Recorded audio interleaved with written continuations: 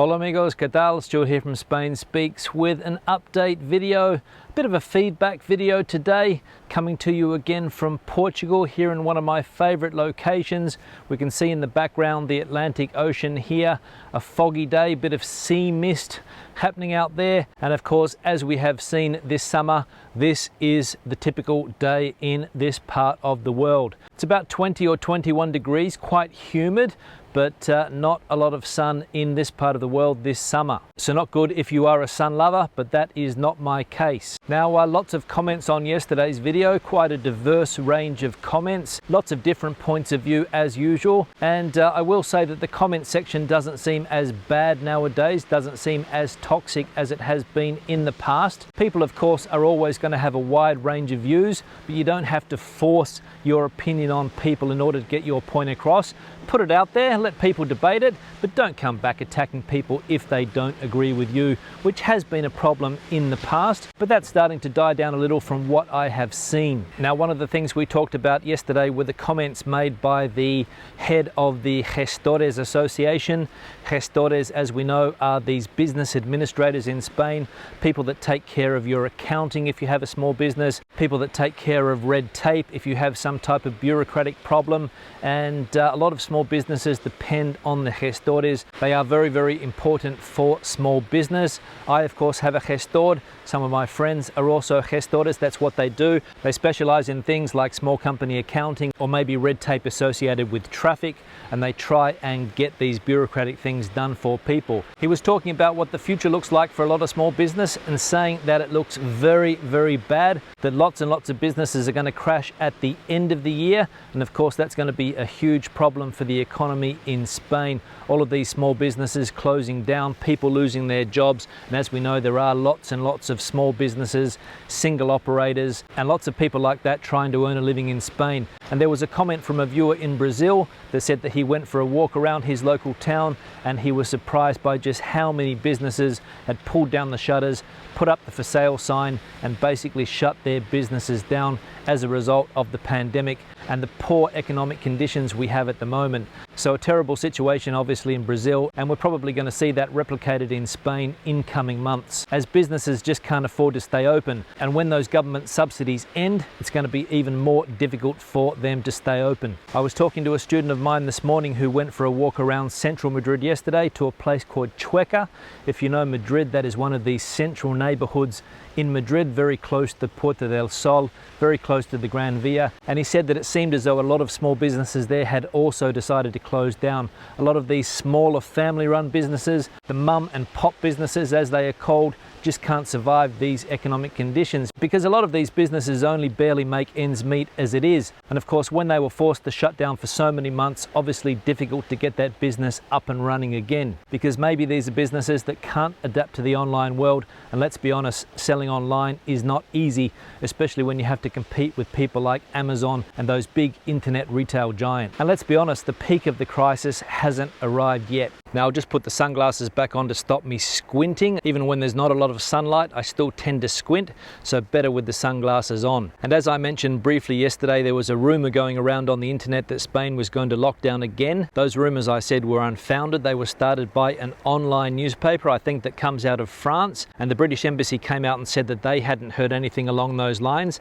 And I think the Spanish government has also come out today and said that that is not in their plans to shut the country down or have a hard lockdown like we did in March, April and May. And let's be honest, the lockdown in Spain was incredibly hard, one of the hardest in Europe, of course. You couldn't do anything basically except go to the pharmacy or to do the shopping at the local supermarket. That's all you were allowed to do. You couldn't leave your local municipality, and that's one of the main differences between the lockdown in Spain and in other European countries. And even the lockdown that's happening in Melbourne at the moment, and it is strict in Melbourne, but you are allowed to do exercise every day, and that was something that we couldn't do in Spain.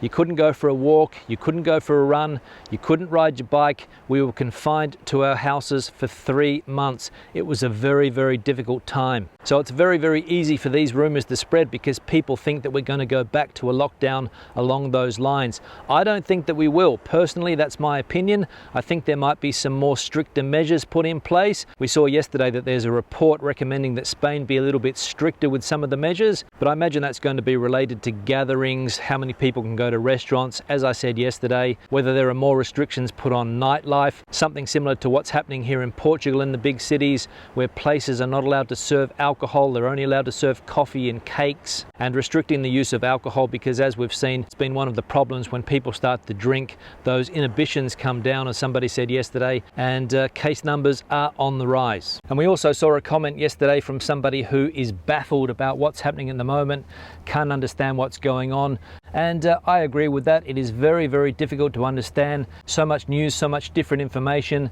and we're living times that we've never lived before, and that's one of the main problems that people have trying to get their head around the situation. Something that caught my attention today is what's happening in New Zealand. Apparently in Auckland a few people tested positive, which is very strange in itself because the country's been basically isolated for the last 3 or 4 months, and I don't know how people have had the opportunity to get the disease, and apparently the people that tested positive haven't left New Zealand, so I don't know what's going on there. But Auckland of course has had to go back to a phase situation where people are being recommended not to go out, only to go shopping and do those basic things. So a problem there in New Zealand, and that's what makes it so difficult to understand. If this person hasn't left the country or hasn't come into the country or hasn't had contact with somebody who's recently come into the country, what's going on? Is it just sitting there? Is it just lying dormant and then all of a sudden pops up?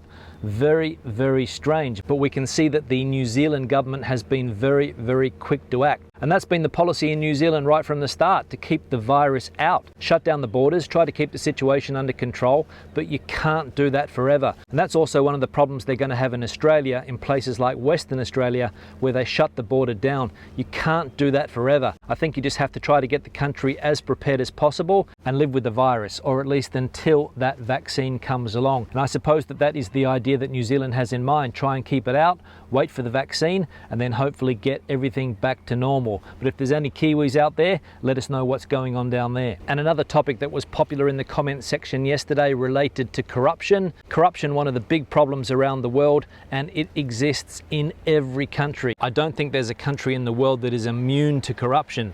Of course, in some places it's more of a problem than others. Somebody suggested throwing all of the politicians in jail, but I don't really think that that's a solution. We've seen in Spain all of the corruption cases over the last 15 years or so. Politicians have been involved, the royal family's been involved, but one of the big problems in Spain is just how long it takes to get these cases through the justice system. It takes years and years and years, and sometimes cases even get thrown out because of statutes of limitations. The police start investigating the case, but by the time it gets to the justice system, 5 or 6 years could have passed. And that's also one of the problems in Spain, a slow and inefficient justice system. But you could argue that it's beneficial for people in power to keep it that way. And finally, I'll talk about one of the comments that I saw on the video yesterday.